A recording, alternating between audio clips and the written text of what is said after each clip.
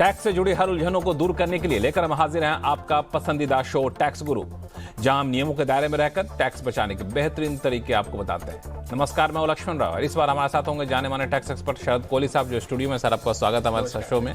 और कोहली साहब और हम दोनों मिल करके आपको हर बार शो में कुछ ना कुछ खास बताते हैं। इस बार शो में भी कई सारी महत्वपूर्ण बातें आपको बताने वाले हैं। मिसाल के तौर पर, अगर आप प्रॉपर्टी खरीद रहे हैं, बेच रहे हैं, तो एक बात का खास ख्याल रखिएगा कि कहीं पैन के नंबर में धांधलेबाजी तो नहीं हो रही है, सही पैन डला है कि नहीं डला है, क्योंकि इनकम टैक्स डिपार्टमेंट को शक है कि इसके जरिए काले धन का लेन देन होता है, इसलिए निगरानी काफी सख्त बढ़ा दी है। आप नहीं भी लेन देन करते हैं, लेकिन असावधानी हुई तो दुर्घटना घटी वाली स्थिति यहाँ पर निकलकर सामने आ रही है। एक और महत्वपूर्ण बात आपको बताऊंगा इस शो में कि आगे चल करके अगर एनपीएस से आप पैसा निकालते हैं तो एनपीएस से पैसा निकालने पर टैक्स की देनदारी क्या कहती है।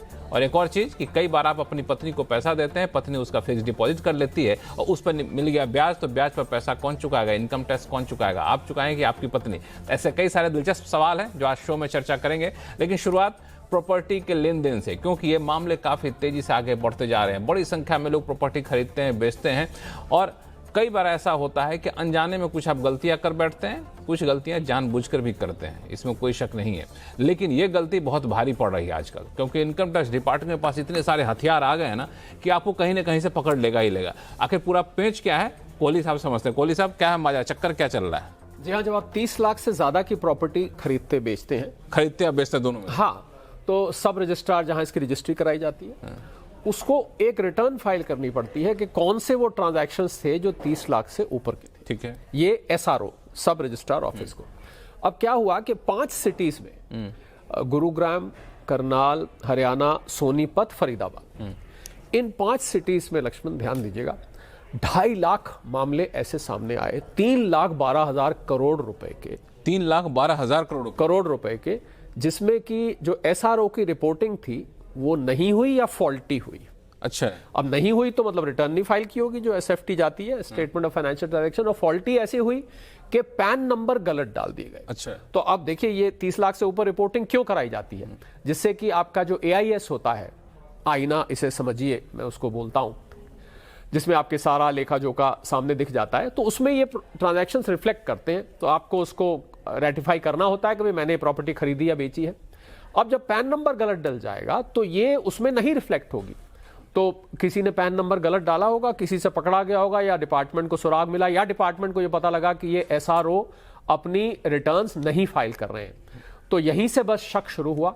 और ये इस शक की तरफ ले जाता है कि क्यों ये छुपाई गई, क्यों रिटर्न नहीं फाइल कर गई, क्यों पैन नंबर गलत फाइल किए गए। और अगर कंट्री लेवल पे बात करें लक्ष्मण, तो जो डिपार्टमेंट का एस्टिमेट कहता है कि 7.5 लाख करोड़ के मामले इस प्रकार की त्रुटि की वजह से या जानबूझ के गलती की वजह से हो सकते हैं। लेकिन मुझे एक चीज बताइए कि हमने तो कर लिया ट्रांजैक्शन, मान लिया 40 लाख का कर दिया, 50 लाख का कर लिया, और एसआरओ ने नहीं दिखा, था हमारी क्या गलती? अब एसआरओ ने नहीं दिखाया, ये तो एसआरओ की गलती। और आपको मैं ये भी बता दूं कि इन ऐसे एसआरओ के ऊपर इन्वेस्टिगेशन लॉन्च हो गई। नहीं, लेकिन हमारा एसआरओ जाने, मैं उस पर आ रहा हूं। हाँ। अब हुआ क्या कि देखिए, बायर और सेलर 2 होते हैं। हाँ। अब बीच में कोई ब्रोकर होता है या एजेंट होता है जो आपका सारी मदद करता है पूरा कराने में। अब मान लीजिए बायर ऑनेस्ट है या सेलर ऑनेस्ट है, दूसरा ऑनेस्ट नहीं है मान लीजिए, या उसके मन में कुछ शरारत आ गई, उसने पैन नंबर गलत डाल दिया, तो अब क्या होगा, आप सीधा बायर या सेलर होने के नाते आप प्रभावित हो जाते हैं। यानी कि आपका ट्रांजैक्शन कुछ और कह रहा है, उसने कुछ उसमें गलत इंफॉर्मेशन डाल दी। अच्छा। तो बोलते हैं ना, गेहूं के साथ घुन पिसता है, तो आप खामखा उस लपेटे में आ जाते हैं, उस गलत जानकारी के चक्कर में पूरे में आप भी आ जाते हैं। नहीं, बड़ा इंटरेस्टिंग चीज कह रहे हैं आप। कह रहे हैं कि अगर आप सेलर हैं और बायर ने गलत पहन दिया, तब भी आप भी फंसेंगे। ट्रांजैक्शन तो दोनों को मिलकर बनता है ना। आप ट्रांजैक्शन को वेरीफाई कैसे करते हैं? एक ने खरीदा, दूसरे ने बेचा, दूसरे ने खरीदा, पहले ने बेचा। इसीलिए कहते हैं प्रॉपर्टी बेचो तो अच्छे आदमी को बेचो। हाँ, पूरा ड्यू डिलिजेंस करना चाहिए। ये तो प्रॉपर्टी का एक बेसिक नियम है कि आप प्रॉपर्टी जिसको बेच रहे हैं या जिससे खरीद रहे हैं, और लोग नॉर्मली खरीदते हैं वहां तो करते हैं लक्ष्मण ड्यू डिलिजेंस, पर जिसको बेचते हैं वहां नहीं करी जाती कि हमें क्या लेना, अब तो जा रही है, अब तो जा रही है, पर ऐसा नहीं है।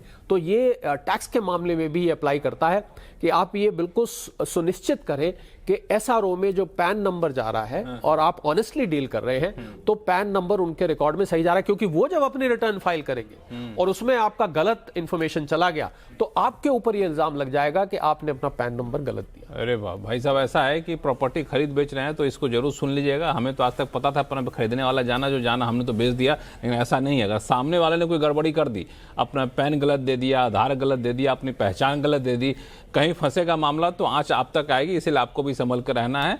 और प्रॉपर्टी खरीद बिक्री में सबसे इंपॉर्टेंट चीज, अगर इनकम टैक्स के लिहाज से देखें तो पैन जो है आप अपना तो सही दीजिए, सामने वाला भी सही दे, वो भी आप सुनिश्चित कर लेंगे तो ज्यादा सुरक्षित रहें। क्यों? और इसमें लक्ष्मण एक छोटा सा कैच है कि 50 लाख से ऊपर जब प्रॉपर्टी होती है तो आपको पता है उसमें तो टीडीएस कटता है। तो भाई आप ये सवाल उठा सकते हैं कि भाई जब टीडीएस कट रहा है तो फिर तो टीडीएस में तो ऑलरेडी टैन पैन सब होता है। तो ज्यादातर मामले 30 और 50 लाख के बीच में। आप समझ रहे हैं कि 30 लाख जो थ्रेशोल्ड एसएफओ की लिमिट है और 50 लाख जहां से टीडीएस की लिमिट शुरू तो ये इसलिए इंपॉर्टेंट लिमिट है, मेरा मानना है कि इस कैटेगरी के ट्रांजैक्शन को लोग आमतौर पे मानते चलो छोटा ट्रांजैक्शन कर लेते हैं, लेकिन यही जाके पेच फंस जाता है। इसलिए इस पर ध्यान रखिएगा। तो ऐसे कई सारे दिलचस्प बातें आगे शो में बताएंगे आपको, लेकिन इस बीच कई सारे फोन कॉल्स हमारे पास आ चुके हैं। पहले उनसे बातचीत कर ले तो उनकी समस्या सुलझाते हैं। सबसे पहले चलते हैं रमेश रावत जी के पास। रमेश जी नमस्कार। नमस्कार सर। नमस्कार। कहाँ से बोल रहे हैं आप? मैं अभी देहरादून से बोल रहा हूँ सर। देहरादून से बोल रहे हैं। चलिए, वहाँ मौसम कैसा है? बहुत अच्छा है सर, बगैर पंखे के बैठे हुए। अरे बगैर पंखे के बैठे, हम लोग तो ऐसे ही चला रहे हैं तब भी गर्मी आती रहती है। बताएं, इनकम टैक्स में क्या मामला फंस गया आपका? सर मैं अपनी वाइफ को जो गिफ्ट देता हूँ कभी ओकेजनली, और उससे जो उसके एफडीज का जो इंटरेस्ट आता है जी, उसको मैं अपनी इनकम में क्लब करता हूँ अंडर सेक्शन 64 और उसमें मैं टैक्स दे देता हूँ। ठीक है। तो वहाँ तक कोई प्रॉब्लम नहीं है, कोई इशू नहीं। प्रॉब्लम सर वहाँ पे आती है जब वो अपना रिटर्न भरती है और मैं आपको इनकम में अपने ऐड कर अदर्स वाले में क्लब इनकम ऐड करके उसे टोटल पे टैक्स देता हूँ। जब वो अपना रिटर्न भरती है तो उसमें जो अदर इनकम वाला जो शेड्यूल है उसमें वो ऑलरेडी प्री फिल्ड आती है, फिगर्स इंश्योरेंस वाली सब जी। अब जबकि उसके उस प्री फिल्ड पोर्शन में से कुछ पे मैं टैक्स दूंगा तो उनके उसमें वो नहीं जानी चाहिए। और अगर मैं उनको वही रिड्यूस कर देता हूँ उन फिगर्स को बाय दैट अमाउंट, तो वो टैली नहीं करेगी उनकी जो इनकम टैक्स के डॉक्यूमेंट से, तो वो क्वेरी आएगी। तो मैं उसको कहाँ घटाऊं ये मेरे को समझ नहीं आता कि उनका रिटर्न में उसको कहाँ घटाऊं उस अमाउंट को जो मैं अपनी इनकम में क्लब करता हूँ। बिल्कुल, कोहली साहब बताएंगे। बड़ा ही दिलचस्प सवाल आपने पूछा है और प्रैक्टिकल सवाल है, दिक्कत है। बिल्कुल। और रमेश जी आप तो ठीक कर रहे हैं, आप जो कर रहे हैं बिल्कुल क्लब करके दिखा रहे हैं। आपको पता है जब आपकी दिया हुआ पैसा है तो आप उनका इंटरेस्ट आएगा तो आप में क्लब होगा। उनकी जो रिटर्न है उसमें आपको ये करेक्शन करनी है कि प्री फिल्ड भले ही आता है पर आपको ये पता होगा कि प्री फिल्ड को आप चेंज भी कर सकते हैं। तो उसमें आप income chargeable to another person एक लिखा होता है एग्जेम्प्ट इनकम कैटेगरी में, यानी इनकम उसको आप वहां ट्रांसफर कर दीजिए। अव्वल तो ऐसा करने से आपको क्वेरी नहीं आएगी।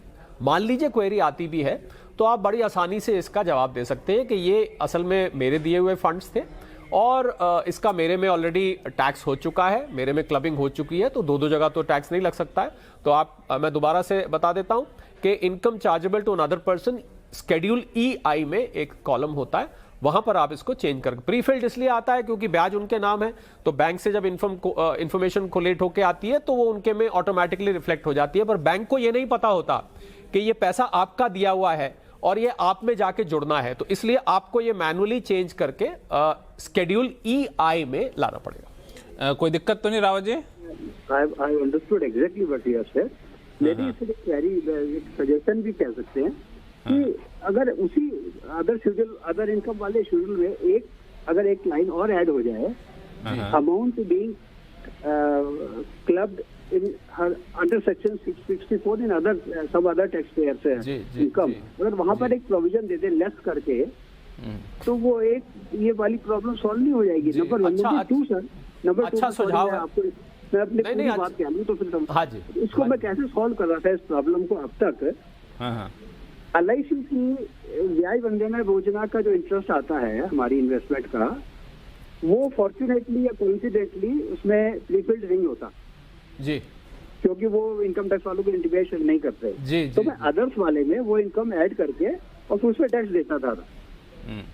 तो बाद में जब मिसेस के इनकम में क्लब होने लगी तो मिसेस के इनकम रिटर्न भरते हुए मैं वो NVT income less income being clubbed in my spouses income और वो बैलेंस में अदर के आगे भर देता था, तो वो प्रॉब्लम सॉल्व हो जाती थी जी। उससे। ठीक, आपने दोनों जो आपने सजेशन दिया रावत जी, वो अच्छा सजेशन है। और दरअसल सरकार समय समय पे इनकम टैक्स की व्यवस्था को थोड़ा सा आसान बना भी रही है। ऐसे ऐसे छोटी छोटी पेचीदगियां जो हैं वो टैक्स गुरु के माध्यम से सरकार तक पहुंचती भी हैं और समय समय पर सरकार ने इस पर कदम भी उठाया। लेकिन अच्छा सुझाव आपने दिया। ऐसे कभी को उलझन हो तो आप संपर्क करिएगा tax@moneycontrol.com पर, क्योंकि कई सारे कॉलर हमारे साथ जुड़ चुके, उनके पास भी जाना होगा। अनिल कुमार सचदेवा जी हैं। अनिल जी नमस्कार। नमस्कार कॉलेज जी, नमस्कार। मैं अनिल सचदेवा बोल रहा हूँ गुड़गांव से। अच्छा, एक्चुअल में मेरी वाइफ की ना जनवरी 24 में डेथ हो गई थी। Oh, sorry to know that. तो उनका basic plus DA plus medical जनवरी 24 से 31 अगस्त तक का मिला था। तो एक पूछना था क्या टैक्सेबल है? अनिल जी देखिए, ये क्योंकि एक तरह से जब बाद में पेंशन आती है उसमें इसको गिन लिया जाता है, तो उसमें 15,000 रुपए या 1/3 की डिडक्शन भी है। परंतु अनिल जी के लिए बहुत जरूरी है, कुछ कोर्ट की रूलिंग्स आई हैं जिसमें मृत्यु उपरांत जब परिवार को कुछ मिलता है तो उसको financial assistance capital expenditure category में डाल के एग्जेम्प्ट भी अनिल जी माना गया है। तो ये दो व्यू पॉइंट्स हैं इस पे। वैसे तो ये इसमें 15,000 रुपए या 1/3 ऑफ अमाउंट आप उसको एग्जेम्प्ट भी क्लेम कर सकते हैं। इनकम फ्रॉम अदर सोर्सेस में जाएगा, आपको ये मैं बता दूं। पर कुछ कोर्ट की रूलिंग्स हैं, अगर आप उनका हवाला लेके इसको पूरी तरह से कैपिटल एक्सपेंडिचर मान के एग्जेम्प्ट क्लेम करना चाहते हैं तो आपको फिर उन कोर्ट की रूलिंग्स को लिए कल को अगर नोटिस आता है तो थोड़ा सा आपको उसको लिटिगेट करने के लिए तैयार। मैंने लक्ष्मण बड़ी इंटरेस्टिंग बात देखी और ये मैं अपना तजुर्बा शेयर कर रहा हूँ आपकी इजाजत से, क्योंकि इनके काम का और सभी आपका तजुर्बा बहुत लोगों काम आता है, सभी दर्शकों के मतलब की बात है। मैंने देखी कि अलग अलग सर्कल्स में इनकम टैक्स के भारत में एक ही मैटर पर अलग अलग राय थी, जबकि लोगों का ये कहना था कि भाई आयकर विभाग एक ही है। तो ये कैसे होता है कि जबलपुर का कुछ और कहता है, चेन्नई का कुछ और कहता है, हिमाचल का कुछ और कहता है, दिल्ली का कुछ और कहता है, मुंबई का कुछ और कहता है। परंतु ऐसा है, इसलिए मैं आपको ये दोनों व्यू पॉइंट्स दिखा रहा हूं। अगर आप बाद में लिटिगेट कर सकते हैं तो आप इसको कैपिटल एक्सपेंडिचर मानकर एग्जेम्प्ट भी क्लेम कर सकते हैं, परंतु नियमानुसार इनकम फ्रॉम अदर सोर्सेज में जाएगा और इनकम फ्रॉम अदर सोर्सेज में 1/3 और 15,000 तक आप इसको एग्जेम्पशन क्लेम कर सकते हैं। अनिल जी, और चीज है सर, इसको बाइफरकेट कर सकते हैं? मेरे फाइनेंशियल ईयर 25-26 में मिला है मेरे को जनवरी 24 से जी, तो इसको बाइफरकेट भी किया जा सकता है क्या? नहीं, बाइफरकेट नहीं होगा, ये एक साथ ही दिखाया जाएगा, क्योंकि अब बार बार तो मिलेगा नहीं। एक ही बार मिला है तो एक ही साथ आपको इसको दिखाना पड़ेगा। इसमें आप वो जो रिलीफ होता है एरियर्स का वो नहीं ले सकते इसमें, क्योंकि सैलरी नहीं है। अच्छा, एरियर का रिलीफ नहीं, क्योंकि सैलरी नहीं है ना, ये तो इनकी स्वर्गीय पत्नी का है, तो इसलिए एरियर्स नहीं माना जाएगा। चलिए अनिल जी, उम्मीद करता हूं कि आपकी उलझन यहाँ पर दूर हो गई होगी। अनिल जी की जो बात सुनी तो उससे मुझे एक चीज़ और याद आया कि जब किन्हीं का देहांत हो जाता है तो इनकम टैक्स रिटर्न फाइलिंग का जो है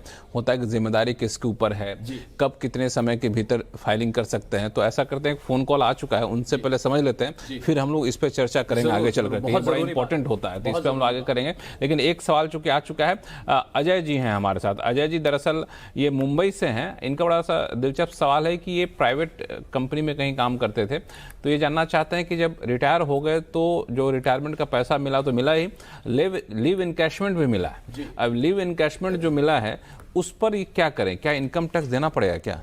देखिए, लीव एनकैशमेंट आपको पता है कि अगर 2019 के बाद जब ये बदलाव किया गया था तो इसको बढ़ा के काफी 25 लाख तक ला दिया गया था। उससे पहले ये 3 लाख हुआ करता था।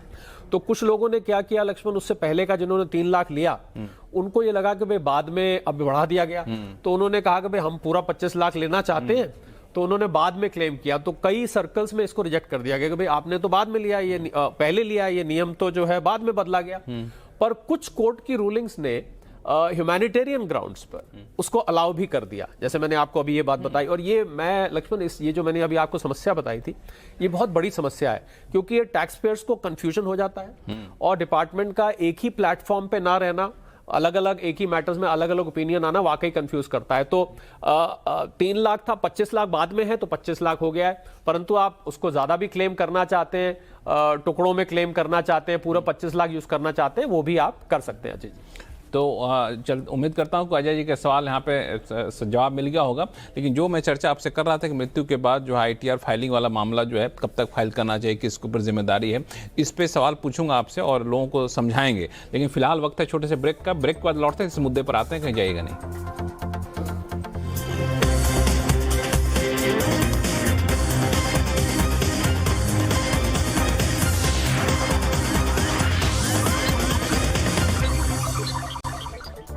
ब्रेक के बाद एक बार फिर से आपका स्वागत है। आप देख रहे हैं टैक्स गुरु और आपके सवालों का जवाब देने के लिए हमारे साथ हैं जाने माने टैक्स एक्सपर्ट शरद कोहली साहब। कोहली साहब, लोगों के सवाल तो कई सारे, लेकिन एक जो हमने दर्शकों को बताया था ब्रेक पे जाने से पहले, बहुत लोगों के पास ये उलझन होती है कि घर में किसी प्रियजन का देहांत हो जाता है, मृत्यु हो जाती है, उनकी आमदनी थी तो फाइनेंशियल के बीच में हो जाता है, तो उनका रिटर्न फाइलिंग का क्या किया जाए। कुछ ऐसे भी आमदनी होती है जो उनको मृत्यु के बाद भी बैंक में क्रेडिट हो रहा होता है, जैसे पेंशन वगैरह चीज़ें आपने ही स्टॉप कराया तो हो रहा होता है। तो कौन किसके ऊपर जिम्मेदारी बनती है इनकम टैक्स रिटर्न फाइलिंग की, और कितने समय के भीतर दे सकते हैं, इसमें क्या पेच होता है, इसका ध्यान रखना चाहिए? जी हाँ, इसको हम 3 हिस्से में बांट के समझ सकते हैं लक्ष्मण। पहला होता है कि जिस वक्त तक वो व्यक्ति कमाते थे, तो एक तो हो गया मतलब साल शुरू हुआ 1 अप्रैल और जिस भी डेट को देहांत हुआ, तो जिस पीरियड में वो अर्न कर रहे थे, एक तो वो पीरियड हो गया।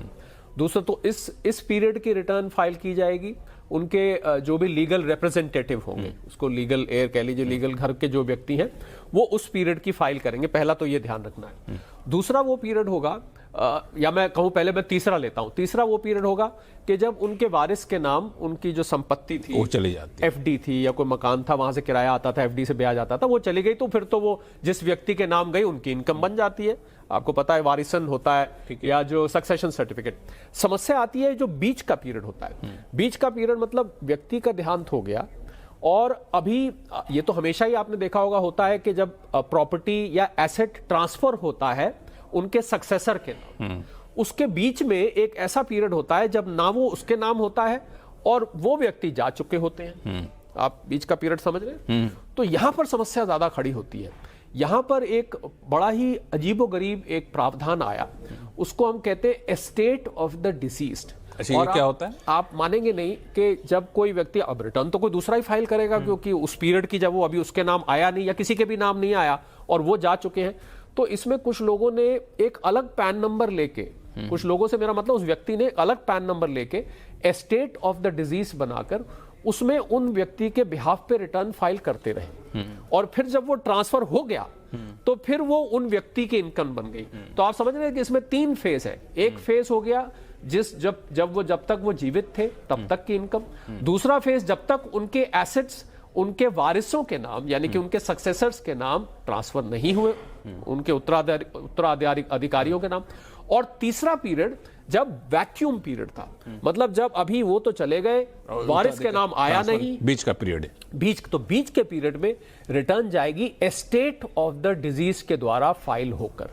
यानी कि आप उसके लिए अलग से पैन नंबर लेना चाहते हैं, अलग से अगर कोई व्यक्ति ये करना चाहता है तो वो इस इनकम को अलग से उसकी रिटर्न फाइल करेगा उनके बिहाफ पे जो जा चुके हैं। पर इसमें कायदा क्यों, अभी ऐसा कोई प्रावधान तो इनकम टैक्स रिटर्न में है नहीं कि ये इनकम तो मेरी है, ये किसी और की है, एक ही पैन नंबर पे तो एक ही चलेगी। तो ऐसे में AOP, association of person, Lakshman, एक स्टेटस होता है इनकम टैक्स में। कुछ लोग इसको AOP बना के भी एक अलग पैन नंबर लेके temporarily estate of the deceased return file की जाती है। इस बात पे मैं जोर दे रहा था, यही मैं समझाना चाहता था, क्योंकि ये ज्यादातर लोगों को ये बात नहीं पता होती। एक सवाल और, चूंकि आपने बहुत ही इंपॉर्टेंट पॉइंट बताया जिसको लोग आमतौर पे इग्नोर कर देते हैं, लेकिन एक चीज़ बहुत ही व्यवहारिक सा चीज़ बताता हूँ, कई बार सुनने में हो सकता है अच्छा ना लगे, कि कई बार किसी का देहांत हो जाता है, अब जो लीगल उत्तराधिकारी है उसके मन में कहीं ये डर आए कि सामने वाले के ऊपर कोई टैक्स की देनदारी बनती है, हम उसके बिहाफ पे रिटर्न फाइल करते हैं, तो क्या फिर आगे चलकर हमें फंसने के चांस तो नहीं रहेंगे? यही इसी पॉइंट पे तो मैंने बताया आपको कि उसमें आपको एस्टेट ऑफ द डिजीज, जब तक वो, देखिए 2 संभावनाएं हैं, या तो वो एसेट आपके नाम आना है, फाइल कर रहे हैं, या किसी और के नाम आना है, परंतु आप उनको ह्यूमैनिटेरियन ग्राउंड्स पे या एक जिम्मेवारी समझ के आप कर रहे हैं। तो अगर आप जिम्मेवारी समझ के कर रहे हैं तो मेरी ये सलाह लेगी कि आप अलग एक पैन नंबर लेके AOP बनाकर एस्टेट ऑफ द डिजीज नाम से इसको फाइल करें। चलिए, तो बड़ा ही व्यवहारिक सा मामला था। कोहली साहब ने बता दिया, इसका पालन करिए। कोई कन्फ्यूजन हो तो बताइएगा, तो कोहली साहब से फिर पूछ लिया जाएगा। हर हफ्ते तो शो हम लोग करते हैं। एक सवाल फटाफट ले लेते हैं, शो का समय चूंकि कम हो रहा है। एन दुढ़ांडे साहब का सवाल है, अलीबाग महाराष्ट्र से इन्होंने सवाल पूछा है। दरअसल इनका सवाल एनपीएस को लेकर के है। इनको इतना पता है कि एनपीएस से 60% पैसा आप निकालते हैं तो टैक्स फ्री होता है। अभी सही समझ रहे हैं कि नहीं से आप बता दीजिएगा। बाकी 40% जो आप एन्युटी पेंशन लेनी होती है। अब ये कह रहे हैं कि एन्युटी पेंशन पर जो मासिक पेंशन मिलता है उस पर हमको टैक्स लगता है, लेकिन 60% पैसा हम सिस्टमेटिक लमसम विड्रॉल के जरिए धीरे धीरे निकालते हैं, तो क्या उस पर भी टैक्स देना पड़ेगा कि नहीं देना पड़ेगा? नहीं, एसएलडब्ल्यू उसको कहते हैं। एसएलडब्ल्यू, एसएलडब्ल्यू माध्यम से अगर आप निकालते हैं तो 60% टैक्स फ्री ही रहेगा। जो 40% आप एन्युटी के जरिए निकालते हैं उस वो टैक्सेबल होता है।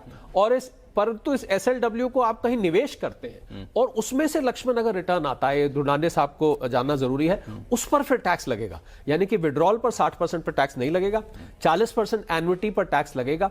एसएलडब्ल्यू के माध्यम से भी करते हैं तो भी नहीं लगेगा, परंतु एसएलडब्ल्यू के माध्यम से कोई इनकम जनरेट होती है उस पर टैक्स लगेगा। मैं इसको थोड़ा सा और साफ करवा दूं आपसे। एनपीएस में से जो 60% पैसा आपने निकाला उस पर टैक्स नहीं लगेगा, भले ही लमसम हो या एसएलडब्ल्यू। भले ही लमसम इकट्ठे निकाल लीजिए, चाहे हर महीने निकालिए, उस पर टैक्स आपको नहीं देना पड़ेगा। और उस पैसा को निकाल के आपने एफडी कर दिए, शेयर बाजार में लगा दिए, म्यूचुअल फंड में लगा दिए, उससे जो इनकम होगा उस पर आपको देना पड़ेगा। बहुत ही इंटरेस्टिंग सा मामला है। दूसरा 40% जो है वो निकालते हैं तो उस पर आपको वो टैक्सेबल देना। तो वो टैक्सेबल किस हिसाब से कैलकुलेट होता है? वो इनकम फ्रॉम अदर सोर्सेस में जाएगा। वो तो वैसे ही टैक्सेबल है। आपका विड्रॉल जो उस पर आपने डिपेंड करता है कि एनपीएस की कौन सी स्कीम में किया हुआ है, आपको उसमें डिविडेंड मिल रहा है या कैपिटल गेन हो रहा है, ये तो डिपेंड करता है ना। लक्ष्मण के जो ट्रस्ट है उसने स्टॉक्स में लगाया है, किस में लगाया है, तो उस पर जो इनकम बनती है वो आपको देनी, उसके हिसाब से टैक्स देना पड़ा। तो बहुत ही सिंपल भाषा में कोहली साहब ने समझा दिया। अगर एनपीएस आपका है, आप पैसा निकाल रहे हैं, तो इनकम टैक्स के नियमों का ख्याल रखिएगा। तो कोहली साहब सारे सवालों का जवाब दे दिया आपने बहुत ही आसान भाषा में। आपका बहुत बहुत धन्यवाद। और आपके पास कोई भी सवाल हो, चाहे इनकम टैक्स से हो, जीएसटी हो तो भी भेज सकते हैं। हालांकि जीएसटी कई बार नहीं आप लोग भेजते हैं, मान के सिर्फ इनकम टैक्स का ऐसा है नहीं, जीएसटी से जुड़े सवाल हैं वो भी भेजिएगा। और आपके हर सवालों का, हर उलझनों का हम लोग ऐसे आसान भाषा में जवाब देंगे। और सवाल भेजने के लिए ईमेल आईडी पता ही है, tax@moneycontrol.com। जी हाँ, tax@moneycontrol.com। और सवाल भेजें तो अपना नाम और मोबाइल नंबर ज़रूर से दीजिएगा, ताकि सीधी बात करने से फ़ायदा ये होता है कि इनके जवाब से कुछ आपको और कन्फ्यूजन हो, कोई और सवाल निकल रहा हो तो वो सवाल का जवाब भी आप तक पहुँचेगा। और ऐसे ही सीधे आपको टैक्स गुरु से रूबरू मैं कराऊंगा। और टैक्स गुरु में फिलहाल इतना ही। देखते रहिए CNBC आवाज़। नमस्कार।